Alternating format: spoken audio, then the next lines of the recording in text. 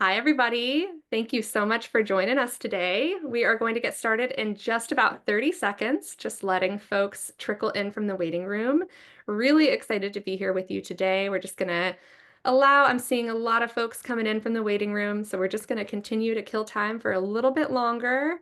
We'll get started in just about 15, 20 seconds. Seeing a lot of folks still coming in, so I want to make sure that we don't start before they are ready.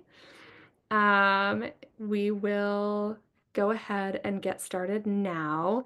Hello, everybody. My name is Brenton Botkin. I lead student marketing efforts here at Handshake, and I use she, her pronouns. I am so excited to welcome you today. A couple of quick housekeeping notes before we get started with our event today. We're going to have about 30 minutes of structured conversation, including a product demonstration. And then we're going to save some time at the end for questions from you, the audience. Please pop any questions into the Q&A box throughout the session today, and we will do our best to get to as many as we can before we end. And with that, I'm going to go ahead and get into it and stop my share so that you can see our beautiful panelists. I am so excited to be here today because I know that October is peak time for campus recruiting. So right now you're probably hearing a lot about career fairs, on-campus interviews, networking events, and maybe even seeing friends who have already accepted an offer for summer 2025, which I recognize can be incredibly daunting, especially if you're just starting to think about your search. Perhaps you're at a quarter system school that's really just kicking off and getting the term rolling, or maybe you weren't ready to dive into the job search until right about now. So whatever your reason for attending today, we really want to prepare you to dodge the pressure and lock in on the hiring season this fall. So after this event, you can come away with tools to help you through your job search, from planning and networking to applications and interviews. And we're going to showcase the newest Handshake features that you'll want to be sure to pay extra close attention to as you engage with employers on Handshake this fall. And with that, I am so excited to introduce my fabulous colleagues today. Do we want to kick off with a quick round of intros? Maybe Britt, you can start us off. I'll go in alphabetical order.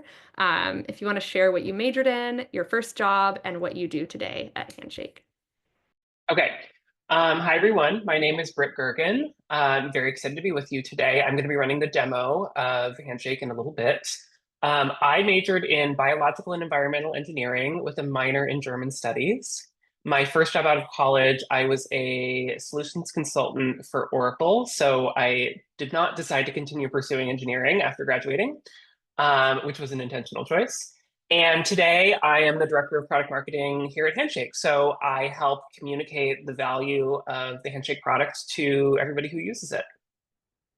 Beautiful. Christine, same questions for you. Would love a quick intro. Yeah, thanks for having me. My name's Christine Cruzvergara.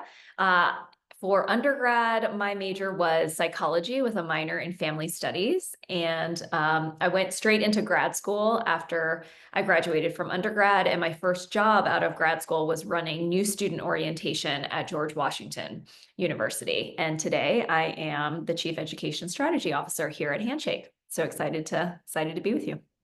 Love it. Okay, Britt, I'm going to go ahead and unpin you, and I will call you back to the stage when it is time for our demo with you. But for now, Goodbye. Christine, awesome. Christine, I would love to pick your brain a little bit on fall recruitment. I know that's on a lot of minds in the audience here today. And prior to Handshake, you worked primarily in university career services. So you obviously know a ton about what it takes to find a job, what companies are looking for in interns and entry-level hires as they get started in their career. I would love if you could kind of give us some level setting here. What is October like in the world of campus recruitment? Can you give maybe a quick overview of some of the industries that are probably hiring right now and where a lot of them might be in that process? Sure. So fall recruiting is typically dominated by finance, iBanking, management consulting, some forms of tech, and usually like some of the intelligence areas within the government. So that's what you see a lot of in the fall. Those are historically the industries that hire in the fall because they are hiring really large classes of analysts or really large classes of entry-level folks that are kind of coming in as a cohort. So they start their hiring earlier because they're hiring at such large volumes. By October, many of them are already typically past their first round interview and into their second round interview or their technical interview for those of you that are going for technical roles. So that's a lot of what you're typically going to see right now. That doesn't mean that all their hiring is completely done. It doesn't mean that they're going to fill their entire class of analysts or whatever cohort they're looking for by the end of October. So for those of you that are like, shoot, I haven't actually started yet, don't worry, there's still time. You will still see open positions. You should get started. And for anyone that's out there, you should definitely keep networking and attending events that are coming up. And we can talk a little bit more about that, but that's generally kind of what you're seeing in the fall. For those of you that are interested in industries that I did not name, many of those industries do more spring recruiting. That's closer to when you would actually start your internship or when you would start your full-time position. So if you didn't hear me mention your industry, there might be some positions that are posted now, but if you're not seeing a whole lot, it's probably because you're going to see more of that in the spring. Awesome. And I'm sure we will get questions in the Q&A. The Q&A is open for anybody who might have questions for Christine before we get to the Q&A portion at the end. I would love to hear a little bit about how folks in the audience might expect to see employers showing up on their campus or online from now until basically Thanksgiving break, when understandably recruitment slows down a little bit when everybody goes home from campus. And when you go home and get all the questions from your family about Exactly. what are you going to do with your life? Yeah, exactly. So for employers, what I would say is you're typically going to see a lot of folks in the industries that I just mentioned. They're the ones that you're typically going to see on campus. So you'll either see them in the form of on-campus interviews. You might see them on campus for informational sessions. You might see them on campus for career fairs. For many of your institutions, a lot of career fairs happened in September. Some of them, you still have a sprinkle of them happening in October. So look out on Handshake and on your school's website to just make sure you're not missing any of those that are coming up. But you should also pay attention to some of these employers. They might not be coming on campus to do things, but they are doing virtual events.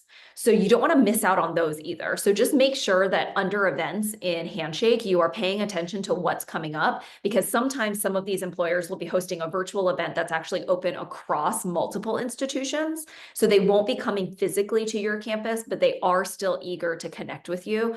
And for those, you'll really stand out if you're there, you register an RSVP, you actually show up. They do pay attention to who actually shows up when you RSVP. And they will also pay attention to who's asking really great questions throughout the session and then who follows up with them afterward. So if you're in that bucket and you are attending some virtual events, please make sure you're doing all of those things. That also helps. I think that's really great advice. I would say to the folks in the audience, you're at a Handshake event right now. So if you came here and you registered on Handshake, that's a great first step. You already know where to look for those employer events, and definitely have some of those awesome questions prepared. Christine, that's such a great piece of advice. Okay, so I know that we are wanting to make sure we get to the Q&A session at the end. We want to get to Britt's product demo. But if you had to share just a couple of things that everyone here should know as they dive into their career fairs and interviews and potentially these networking events over the next couple of weeks of fall, what would you recommend folks have in their back pocket? I'm going to reshare actually something that I shared last month as well. And for those of you that have come to my office hours, you've heard me say this again, but it is worth repeating. There are 4 steps to a job search or an internship search. And I've literally advised thousands of students, and I see so many of them make the same mistake over and over again, which is that they skip steps 2 and 3. So I will tell you very briefly what they are. Step 1 is like your resume or your documents, right? So resume, cover letter, your online profile, it's essentially like who you are, okay? Step 2 is research, macro and micro research. We'll dive into that in a second. Step 3 is networking and actually building relationships. We'll talk about that. And then step 4 is searching and actually applying for the job. And so many students make the mistake of doing step 1. They get their resume or their profile put together, and then they start firing off applications, like hundreds of them. And then they wonder, oh, I'm not really hearing back. Why am I not hearing back from people? It's a big black hole. Okay. I don't deny sometimes it is a black hole and you don't always hear back from everybody, but you can increase your chances of actually hearing back from folks if you do enough of steps 2 and 3. So if you're not having luck just going from step 1 to step 4, you should back it up and make sure that you're doing enough of 2 and 3. And I'll explain why 2 and 3 is so important. So for the second one, a lot of times the amount of research that you might do might really just be centered on like the position that you're applying for at the company that you're applying to work at. That's fine, but that's very micro research. That's not enough research. What you need to do is actually expand your research to also look at the macro industry that you're going into or the macro job function that you want to work within. So for example, if I was advising Brinton and Brinton was interested in working in comms and marketing, one of the first things I would probably ask her is like, are you interested in being in communications or are you interested in being in marketing? Because those are two fundamentally different functions. And she might be like, oh, shoot, I can't even answer that question. That's where she needs to start with her macro research. What is the world of communications? And what are all the different job roles and functions within that? What is marketing? And what are all the different types of marketing? Do I want to do demand gen? Do I want to do field marketing? Do I want to do social? Right? Like those are all different. She has to understand the macro landscape because when you get into an interview and when you start to really position yourself in your resume, on your profile, you need to be using the jargon that people in those industries are using. And you need to understand what are some of the top issues that they are dealing with and that they're trying to address in their work. That's going to make it sound like you can talk shop essentially with people that you're interviewing with. And it makes them more likely to be able to see you as a colleague that they can sit next to and really work with. So make sure you're doing that industry level research. If you're wondering where to start, you can always go, every industry has a national association for that industry. So find the national association for that industry. It's a quick Google search and you can go to that website and you can start scouring like the About Us. You can read about their events. You can read some of the publications that they have. You're going to start seeing the same jargon, the same rhetoric, the same phrases over and over again. That's what you want to adopt into your own vernacular and the way that you both position your resume, your cover letter, and your profile, and the way that you're going to frame your answers when you actually interview someone and you actually get to that step of the process. Step 3 is networking. And I know some of you are like, I hate networking. It's so uncomfortable. I don't like it. I feel similarly. I prefer to have one-on-one conversations versus going to a really large networking event where I feel like I need to find a casual way to both get in and out of all these different conversations. So find folks on Handshake, for example, that are either majoring in areas that you are majoring in or working in areas that you are interested in, and just reach out to them for a 15, 20-minute conversation and make it easy for them to say yes. So be specific with why you're reaching out. If I was reaching out to Brinton, I might say something like, Brinton, I found your profile on Handshake. I'm also very interested in learning more about consumer marketing. I would love to hear about your career path. Right. So now Brinton has a pretty clear idea of what types of questions I'm going to be asking her and whether or not she feels like she can answer some of those, which I would presume for most people they can because it's about their career path and what they've done. And then I'm going to offer her some dates and times that I'm available for the next couple of weeks, recognizing that Brinton is probably a very busy person, so she's not going to be available right away.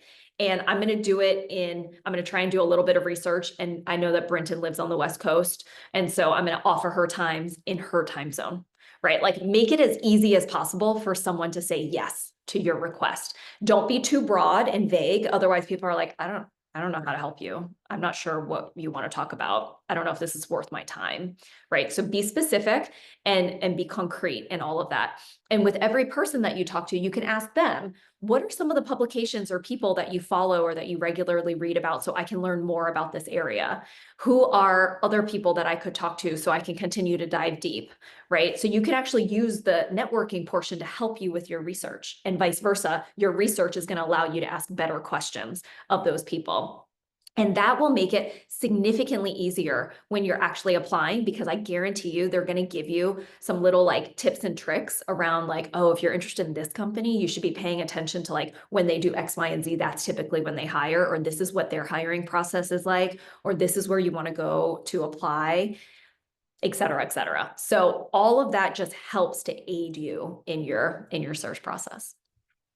I love that. And I feel like you're the perfect example of how knowledgeable career services professionals are. I wish that I had had you in my kind of early career exploration and thinking about kind of entering into the job search for the first time, because every time I hear you talk through that, I just feel so much more prepared and like I understand the actual tactics of how to prepare for engaging in the job search. So thank you, Christine.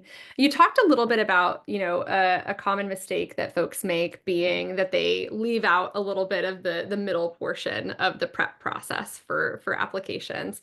Are there any other common mistakes that you see people make in the job search that you would want to warn people against, or anything that can be easily avoided for somebody who's kind of entering into this space?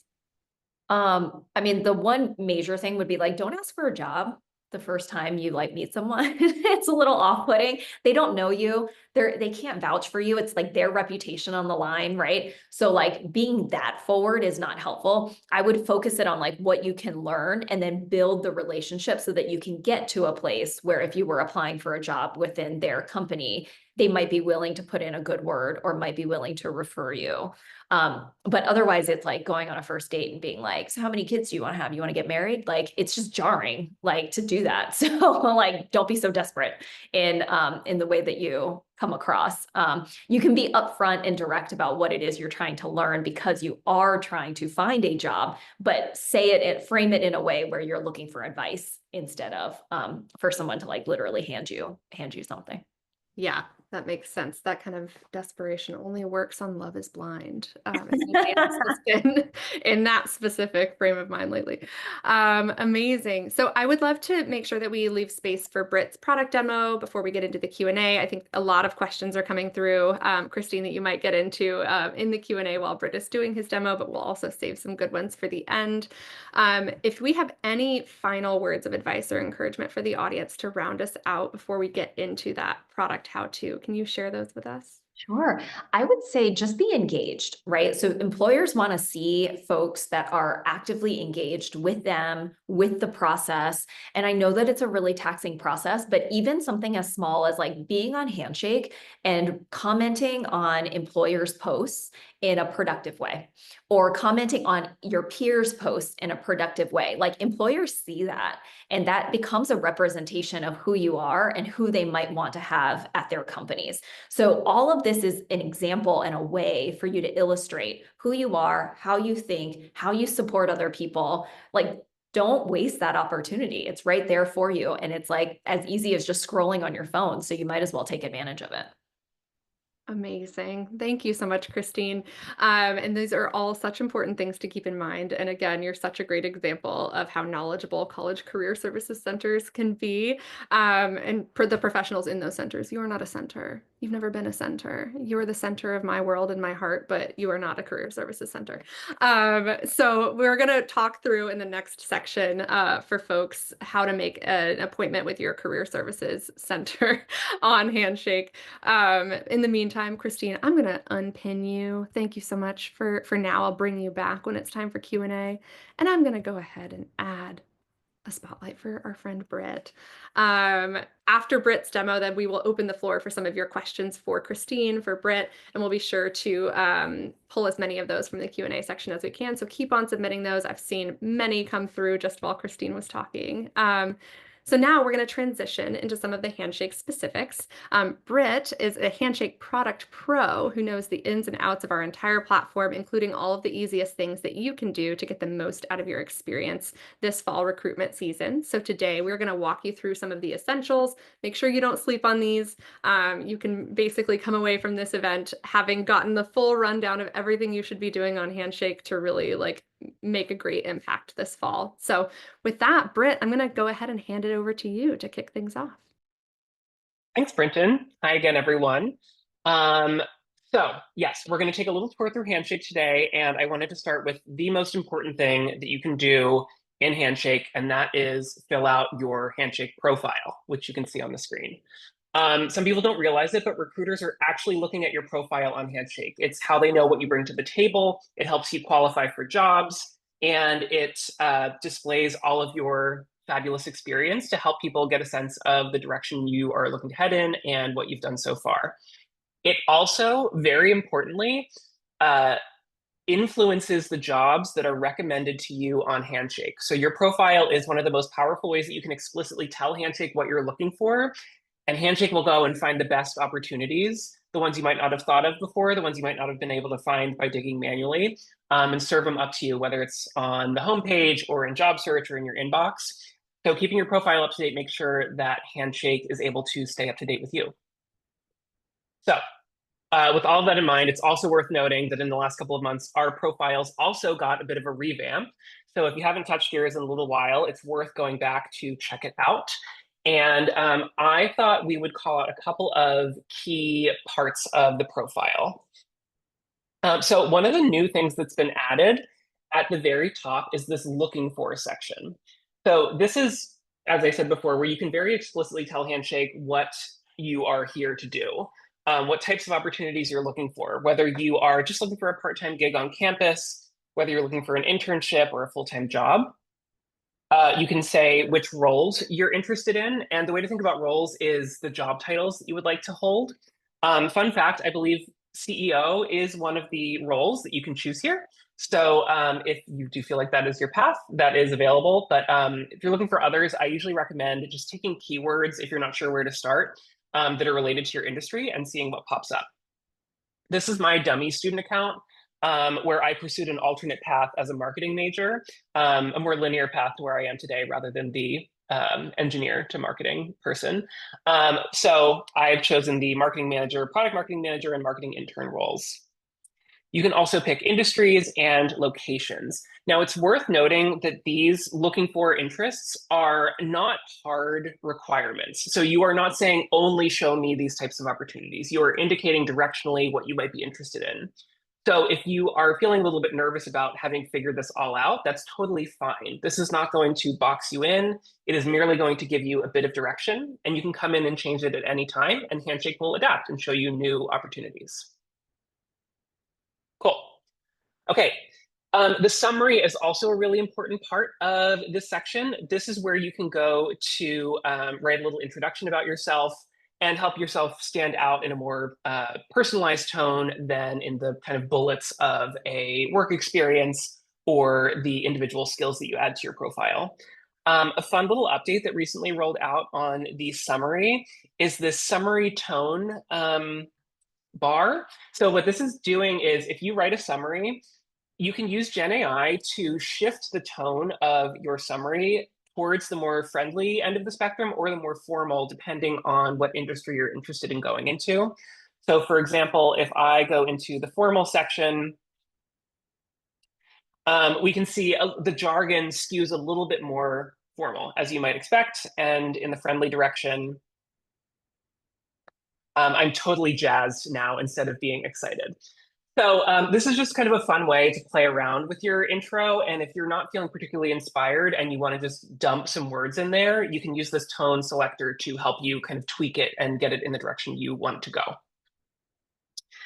A couple of other things worth noting. So if you click the edit button up here at the top, this is where you can change your name if you need to tweak it. You can also add a headline that will show up if you post on the Handshake feed, which we'll talk about in a little bit. This is also where you can include your pronouns, your current location, and any links that are relevant to you. We really recommend linking off to things like a project or a portfolio that you are hosting online, as this is a great way to call that out at the very, very top of your profile. One other thing I want to note is that now that Handshake has a feed and a place where you can interact with employers and your peers as well to get inspiration and the inside scoop on opportunities that you might like to apply for, when you're viewing someone else's profile, you're now going to see a follow button there, as well as a message button. If you follow them, you'll be able to see more of their posts in the feed. And obviously, you can also message them directly if you want to ask them a question. So just thought I'd call that out as well. Continuing to move through the profile, there's a lot of fields here that you would expect. So things like the skills that you have. And this is a free field, so you can add in whatever you deem appropriate. This is a great way to show them off to employers, and this also can feed into the types of jobs that employers reach out to you about. They might be looking for particular types of skill profiles. As you might expect, your work experience is also here. So this is a great place to highlight any work experience that you have. No amount of work experience is too little or too irrelevant. If you're working at the library on campus, I think you should include that in here. It's a great way to, again, highlight how you have been applying yourself. And then if we scroll down even further, you'll see places where you can include your education, which is very likely imported by your institution, as well as courses, organizations, projects, and any languages that you speak. I want to call out 2 other fields that are located in the settings page. So if you click on your headshot in the upper right and then go to settings, this is where you are able to enter in additional email addresses. So if you prefer to receive emails from Handshake to your Gmail or other personal email address, you can change your primary email here. You can add as many as you would like. I'm gonna And this is also, right there. Can I jump in and be like, underline, bold, do that. like highlight, please, please, please add a backup email address for yourself. Sometimes we have students who are part of a school and use their school email address. And then when they graduate, they, lose access to that email address and thus get locked out of their Handshake profile. So please, please, please, please, please add an additional email address for yourself, a personal email. Super important. It also means you're not going to miss anything. So just wanted to bold, emphasize, highlight, and now I will let you continue, Britt. Of course. Great emphasis. Thank you for jumping in. Do it today. Do it right now. Add a personal email address. Okay, so yeah, I wanted to call out the personal email address and then the ability to self-identify your gender, race, and ethnicity here as well. And this can help you receive invitations or opportunities that are relevant to your identity and helps employers who might be searching for candidates like you. The last thing that I wanted to mention, which I forgot to talk about on the profile, is your headshot. So at the very top, there is an option to include a headshot. You do not have to include one if you don't want to, but if you are interested in getting one, you should reach out to your career center because more than likely they either have a service that helps you get a headshot taken, or they can give you some pointers on how you can look your best for your profile. Okay, so now let's talk a little bit about exploration. I just wanted to call out that we're looking at Handshake on the web right now, but you can also access Handshake via the mobile app, which probably some of you know. That's another thing that you should do right this very minute is get onto your phone and download the Handshake app so that you can scroll job opportunities, experience Handshake's new content and community features from anywhere, not just on your laptop. There's a whole new slate of tools that are available to you. And yeah, they're available on mobile, which makes them super convenient to access. Now, on the topic of content and community, I wanted to say that as of this summer, every student and grad on Handshake has the ability to post content, leave comments to dig deeper on interesting conversations, as well as follow others whose content interests you that's posted on the Handshake feed. Your posts will live on your profile in this little post tab, and you can head over to the feed to see what others are talking about. So you'll see content created especially for Handshake feed from employers, your school, and some students like you. And of course, as I mentioned, you can also create your own content to help build your personal brand and stand out to employers who are hiring this fall. You are also, as I mentioned, able to follow your peers, you can follow recruiters, you can follow companies to stay on top of their content if you want to see more of it. And importantly, if you follow a company, you are going to also get emails whenever they post a relevant job to you, or if they are hosting an event that you're able to attend. So that's another hot tip. Follow companies that you want to hear more from, especially if they haven't posted a job right now, and you'll get notified as soon as they post one. And as you're scrolling on the feed, if you see something really great and then you leave and forget to do anything about it, you forget to click the save button, you can always head over to the people search to look for your peers. So this is a great portal where you can find people with a similar background to you. You can find your friends to go and follow them. Every student who's on Handshake is indexed here if they have a public profile, so you'll be able to find them very easily. I also, Brenton, No, I love that you're highlighting this because I think this is such a great way. We've had a couple of questions in the Q&A about Christine's point earlier about macro and micro research and about learning about Mm. different career paths. And so People Search is a really great way to identify folks who might be able to answer some of those questions or who might be willing to have, some of those casual coffee chats to talk with you about a specific area that you're interested in pursuing. But sorry, Britt, I cut you off. No, no, no, not at all. I love it when you jump in. I also saw a question in the chat that was about like who to reach out to, how specifically relevant they need to be. You can see roles that these people have had in the past. So that's another great way, if especially I feel like it's especially not awkward to reach out if someone is working in a role that you are interested in learning about, as opposed to reaching out to someone who just has the same major or background as you. So that's a good indicator to look for on these search results as they come in. Okay, now let's head over to the homepage. So the homepage also recently got a refresh over the summer, and this refresh was all about helping surface some of the most relevant things to you, whether that's content or jobs or events or resources from your career center. So I highly recommend checking it out. And the more you use Handshake and engage with opportunities, content, and other people, the smarter these recommendations are going to become. So updating your profile will help refine what you see here, as well just clicking around in Handshake, because we're listening on that front as well to help make better recommendations for you. So I can see some videos that have been picked out for me that I might like to check out. And importantly, I can see some jobs here that are highlighted specifically because they they match the can't speak, the career interests that I indicated on my profile. My marketing opportunities in New York City, as well as employers that are hiring for these roles that they might like to follow. So again, fill that part of your profile out and you will reap benefits. Okay, now I want to talk about where you can find resources from your career center. Hopefully you got a taste of it as Christine, as someone who has worked in a career center before. Those folks are fabulous. They're going to help you get your questions answered. They're going to help demystify everything for you, and you can access them, reach them via Handshake. So you can head over to the Career Center tab on the left. It's also called out at the very, very top of the homepage. This is Handshake State University, so this would say your school's name here. But if I head over to the Career Center, this is where you can get access to all of your Career Center's resources. So if you need to schedule an appointment with a career counselor, you can do so here. You can also check out any resource articles that they've posted. So a lot of schools will publish little like blogs essentially with information on how to show up for an interview or how to land a job in a very particular industry. So check out your resource section for more content like that. You might also get directed here to track co-ops that you've done for credit, as well as take surveys from your career center as well. It's all accessible on this page. I also want to call out these collections. So collections are groups of employers and jobs that your career center has curated for you specifically. So obviously you have access to a ton of jobs on Handshake, but your school has a lot of connections, whether it's through alumni or just recruiting programs that bring an employer back to campus year after year and ensure a certain number of hires. And they're going to use these collections to call out those special connections to you.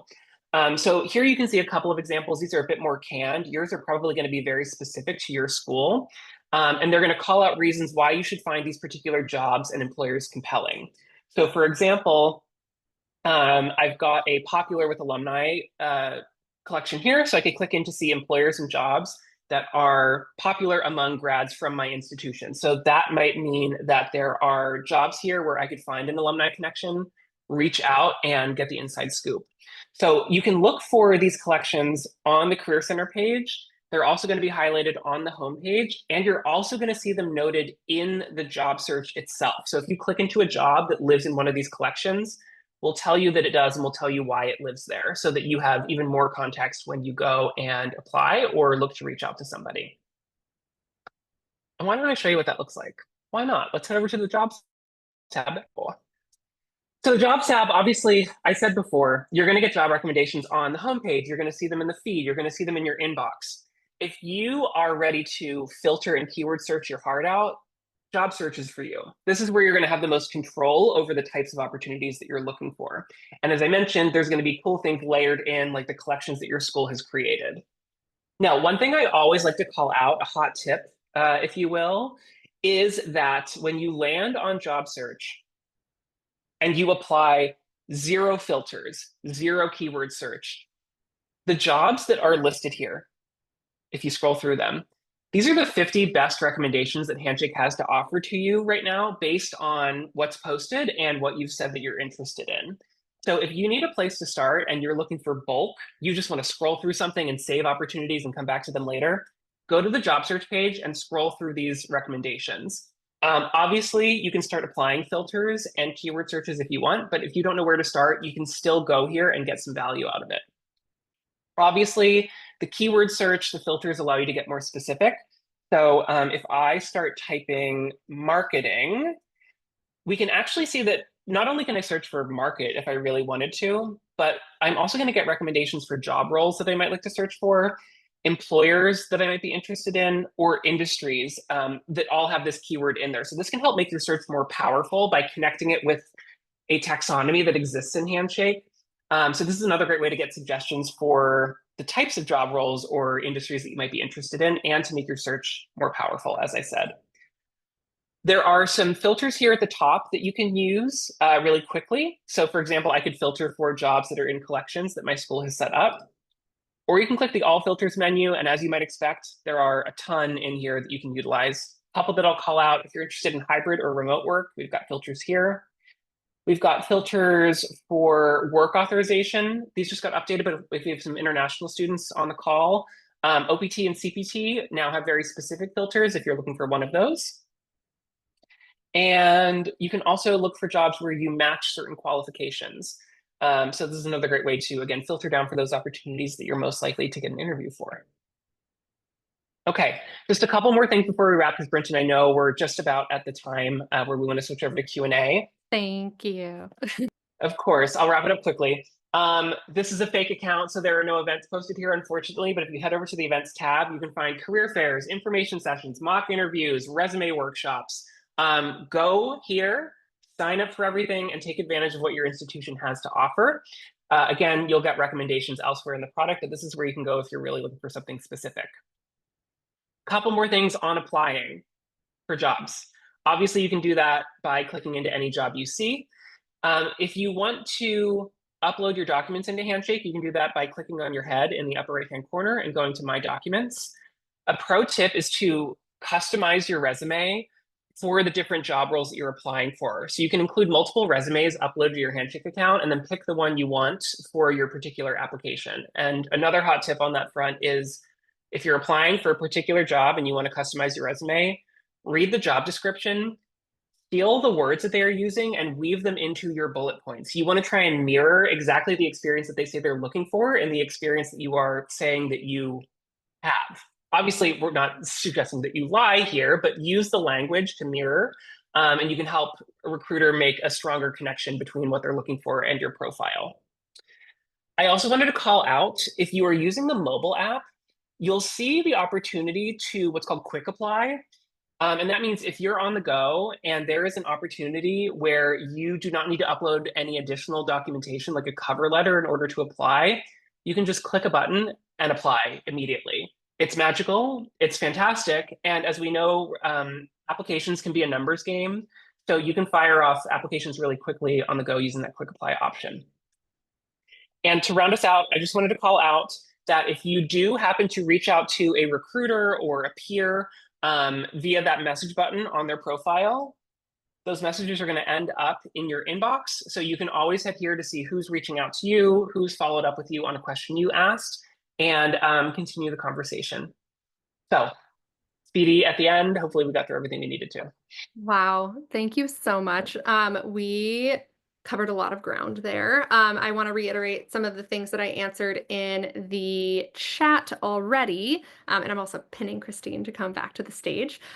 We will not have the time to get through all of these questions. We've gotten tons, and Christine was in there answering some questions while Britt was doing the demo, but we do only have a couple more minutes today. So in our recap email from today, which will include the recording in case there's anything that you missed, we will include a link to register for Christine's open career planning office hours that will be happening on October 29th. So we will include the link to register for that event in an email tomorrow. With that, I just want to get a couple of questions in. Christine, I know you have a hard stop as well. Do you have any examples of questions that are good for students to ask during these networking or career planning events with employers? Types of questions that help students stand out for a recruiter or for somebody who's attending one of these events? Yeah, definitely. So I would recommend probably like 2 buckets of questions. So one bucket of question is specifically around what the employer may have presented on. So make sure you're actively listening during their info session or their event, whatever it is that they talked about, coming up with a question based on that dives deeper into whatever that topic was is a great way to show that you are listening. You were paying attention, you were listening, and now you're asking something very relevant to that particular session. Bucket number 2, I would define as maybe questions that are from your own research. So I'll give you an example. Like if we were hosting this session about Handshake and getting a job at Handshake, and somebody asked a question about, help me understand your goals and your vision for 2025 and how you wish to further engage students and help them to create career success, and how you're going to do that in partnership with your education partners and your employer partners. That would say to me, wow, this person actually did research and realized that Handshake is a 3-sided network. We have 3 sides to our business: education partners, employer partners, and students.